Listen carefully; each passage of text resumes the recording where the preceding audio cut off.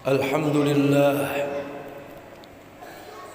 Alhamdulillahilladzi hadana lihadza wa ma kunna linahtadiya laula an hadana Allah.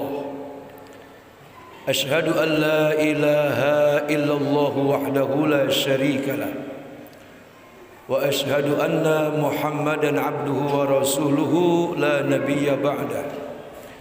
Allahumma salli wa sallim wa barik ala Sayyidina wa habibina wa syafi'ina wa qurrati a'yunina wa maulana Muhammad Rasulillah wa ala alihi wa sahbihi wa man tabi'a sunnatahu wa jama'atahu min yawmina hadha ila yawmil ba'si wan nahda. Amma ba'du fa ya ibadallah, usikum wa nafsi bitaqwallah. Ittaqullaha haqqa tuqatih wa la tamutunna illa wa antum muslimun. Hadirin ma'asyiral muslimin, jamaah salatul Jum'ah Masjid Jami Raudhatul Jannah, Masjid Taman Surga.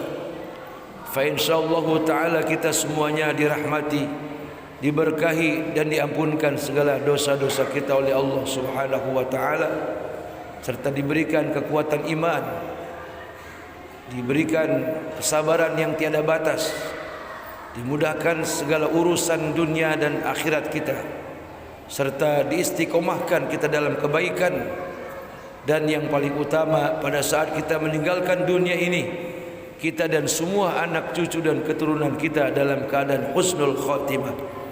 Amin ya rabbal alamin. Hadirin ma'asyiral muslimin rahimakumullah.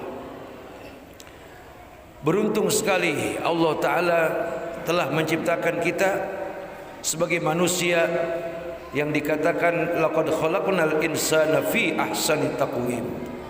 Sungguh telah kami ciptakan manusia dalam penciptaan bentuk yang sebaik-baiknya. Tanda syukur kita sebagai manusia, saudara-saudara, atas penciptaan Allah yang tanpa memesan sebelumnya terima jadi, lahir di Kecamatan Pinang di bumi Nusantara Indonesia yang iklim udaranya sedang, hanya ada dua suasana daripada lingkup cuaca, panas dan dingin. Ini semua sebuah anugerah yang besar yang diberikan Allah Subhanahu wa taala dibandingkan negara-negara lain yang mereka banyak mengalami beberapa musim, musim semi, musim kering, musim salju, musim hujan, musim panas. Kita hanya dua musim, saudara-saudara. Dan seluruh para wisatawan yang datang ke negeri ini mengatakan bahwa Indonesia adalah merupakan daripada miniatur surga yang ada di muka bumi, yang dilintasi dengan garis khatulistiwa yang luar biasa indah, yang penuh dengan cahaya matahari yang sangat dibutuhkan oleh manusia. Kemudian kita diperintahkan oleh Allah Subhanahu wa taala untuk menyembahnya dalam rangka pengabdian diri kita sebagai hamba. Ingat saudara, kita ini sebagai hamba. Selain ada hamba, ada kekasih Allah Subhanahu wa taala, yaitu para kekasih-kekasih Allah dari kelas salafus salih sampai para aulia, sampai kemudian para anbiya dan para mursalin. Mereka semua itu berangkat dari hamba yang kemudian menjadi kekasih atau orang-orang yang dicintai oleh Allah Subhanahu wa taala. Akan tetapi saudara-saudara hadirin yang dirahmati Allah Subhanahu wa taala, betapa hebat dan beratnya ujian mereka dibandingkan kita para hamba, yang jika Allah letakkan ujian yang berat di alam dunia ini sebanyak 100 ujian ataupun penderitaan, 99% daripada ujian ataupun penderitaan itu semuanya diperuntukkan oleh Allah Subhanahu wa taala kepada para kekasihnya, dan kepada kita para hamba hanya 1%. Inilah Maha Rahman dan Rahimnya Allah. Allah Subhanahu wa taala tidak akan semena-mena meletakkan ujian kepada masing-masing hambanya, melainkan sesuai dengan apa yang telah diperhitungkan oleh Allah. La yukallifullahu nafsan illa wus'aha, laha ma kasabat wa 'alaiha maktasabat. Tidaklah aku, kata Allah Subhanahu wa taala, memberikan beban satu ujian kepada kalian, melainkan telah aku takar sebelumnya atas kesanggupan kalian daripada ujian yang aku berikan. Hadirin ma'asyiral muslimin wa jumratal mukminin rahimakumullah. Pada hakikatnya Allah ciptakan kita sebagai manusia saja, kita harus bersyukur kepada Allah. Sebab binatang sehebat apapun, singa ataupun macan, dia sebagai raja dalam hutan, dan dia tidak dihususkan tempatnya nanti di akhirat untuk menjadi penghuni surga. Tapi kita manusia biasa, walaupun rakyat jelata, yang penting dia beriman dan bertakwa, memperbanyak bekal hidup untuk pulang ke alam baka, memasuki negeri akhirat, dia berhak untuk menjadi penduduk atau penghuninya surganya Allah Subhanahu wa taala. Dengan segala fasilitas yang Allah berikan kepada kita bangsa manusia, atmosfer ataupun udara yang kita hirup, semuanya diberikan Allah tanpa ada pungutan pajak. Dari organ tubuh kita saja, saudara-saudara, atas penciptaan mata, subhanallah, Allahu akbar, ini mata bisa memandang sangat jauh jaraknya kalau tidak terhalang tembok, bisa membedakan segala macam bentuk warna, saudara-saudara, bisa membedakan bentuk manusia ataupun bukan manusia, bahkan bisa melihat sesuatu yang kasat mata ataupun yang gaib, luar biasa. Belum lagi nikmat pendengaran, belum lagi nikmat penciuman, belum lagi nikmat pembicaraan, lisan, mulut kita bisa berbicara apa saja, kedua tangan kita bisa bekerja dan melakukan apa saja, kedua kaki kita bisa melangkah kemana saja yang kita mau, dan seluruh organ tubuh kita ini, saudara-saudara, kalau kita mau pahami, kalau kita mau sadari betapa besarnya nikmat Allah yang ada pada badan kita, makanya Allah nyatakan, Allah ingatkan selalu pada kita, fabi ayyi ala'i rabbikuma tukadziban. Kamu jangan banyak mengeluh, kamu jangan berputus asa, kamu jangan merasa minder di tengah-tengah manusia hanya lantaran kamu miskin, hanya lantaran kamu terbelakang dalam pendidikan.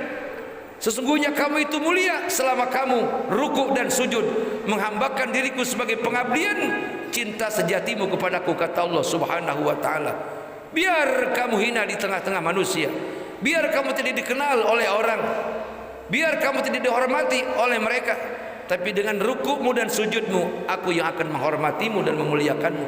Begitu kata Allah Subhanahu wa taala. Hadirin ma'asyiral muslimin wa jumratal mukminin.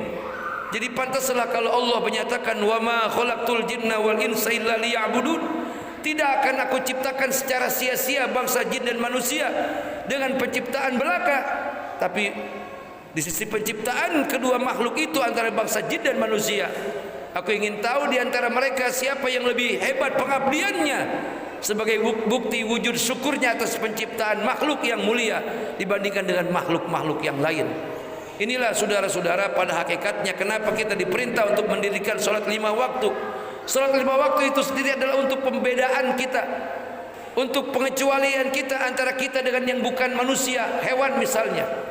Jadi oleh karena itu lakukan sholat demi sholat, baik yang fardu maupun yang sunnah, dengan penuh keikhlasan dan keridhaan. Sebagai tanda wujud syukur Allah ciptakan kita sebagai manusia yang tanpa memesan sedikit pun kita dicipta dalam keadaan sempurna, luar biasa.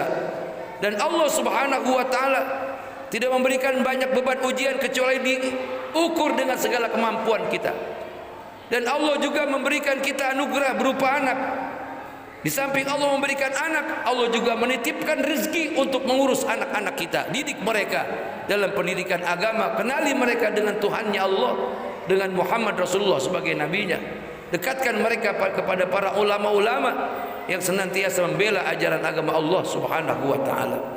Begitulah saudara-saudara hadirin ma'asyiral muslimin wa jumratal mukminin rahimakumullah. Oleh karenanya hidup di suasana sulitnya ekonomi, paceklik orang bilang, kita jangan terbawa arus dengan suasana duniawi. Dan dunia ini saudara-saudara tidak ada kata abadi dan tidak ada kata masa yang lama. Menurut Allah Subhanahu wa taala, 1000 tahun akhirat, 1 hari umur dunia. Jika dunia ini umpamanya kita berumur 100 tahun, kita tinggal di dunia hanya dari jam 6 pagi sampai jam 9. Sebab orang yang berumur 1000 tahun menurut Allah Subhanahu wa taala, dia bagaikan hidup 1 hari 1 malam. Artinya tidak ada yang kekal, tidak ada yang abadi, dan tidak ada yang perlu kita banggakan sebagai manusia. Kalau kita jadi orang kaya, bukan kebanggaan yang harus kita tonjolkan, tapi syukur atas nikmat berupa rezeki yang Allah berikan. Kita diberikan kegagahan, diberikan pangkat dan jabatan, bukan sebuah kebanggaan yang harus kita tonjolkan, tapi mengayomi kepada sesama makhluk ciptaan Allah Subhanahu wa taala, bangsa manusia. Lagi-lagi sebagai tanda wujud syukur atas karunia yang diberikan kepada kita dari Allah Subhanahu wa taala. Sesudah kita diberikan banyak fasilitas dan Allah hanya meminta untuk menyembahnya dengan penuh keikhlasan dan syukur, lalu Allah juga menyiapkan kepada kita semua pada saat kita masuk ke alam barzah, orang yang memiliki bekal iman dan amal soleh, dia akan tenang masuk ke alam kubur untuk menghadapi pertanyaan 2 malaikat Munkar dan Nakir. Bangkit dari kubur dalam keadaan selamat, kemudian akan dihisab dengan hisab yang ringan, akan dipercepat jalannya pada saat dia melewati Shiratal Mustaqim. Di ujung sana sudah menunggu indahnya surga dengan segala kenikmatannya dan keagungannya, diperuntukkan untuk manusia. Manusia yang mana? Yang mereka bertakwa kepada Allah Subhanahu wa taala, yang dimana dikatakan Allah, yauma la yanfa'un malun wala banun illa man atallaha biqalbin salim. Di mana hari pada saat manusia semuanya digiring menuju Allah Subhanahu wa taala, di mana hari itu tidak lagi berguna harta dan anak-anak, kecuali seseorang yang datang kepada Allah dengan hati yang bersih, dengan hati yang penuh ridha dan diridhai Allah Subhanahu wa taala, dengan iman dan amal soleh. Dialah yang berhak untuk menjadi orang-orang yang menduduki surganya Allah Subhanahu wa taala. Hadirin ma'asyiral muslimin wa jumratal mukminin rahimakumullah. Satu kata sebagai penutup khutbah yang saya sampaikan, jangan mengeluh dan banyaklah bersyukur kepada Allah Subhanahu wa taala. Barakallahu li wa lakum fil Qur'anil azim wa nafa'ani wa iyyakum bima fihi minal ayati wa zikril hakim wa taqabbala minni wa minkum tilawatahu innahu huwas samiul alim. Aqulu qawli hadza astaghfirullahal azim li wa lakum wa li sairil muslimina wal muslimat wal mu'minina wal mu'minat fastaghfiruh innahu huwal ghafurur rahim.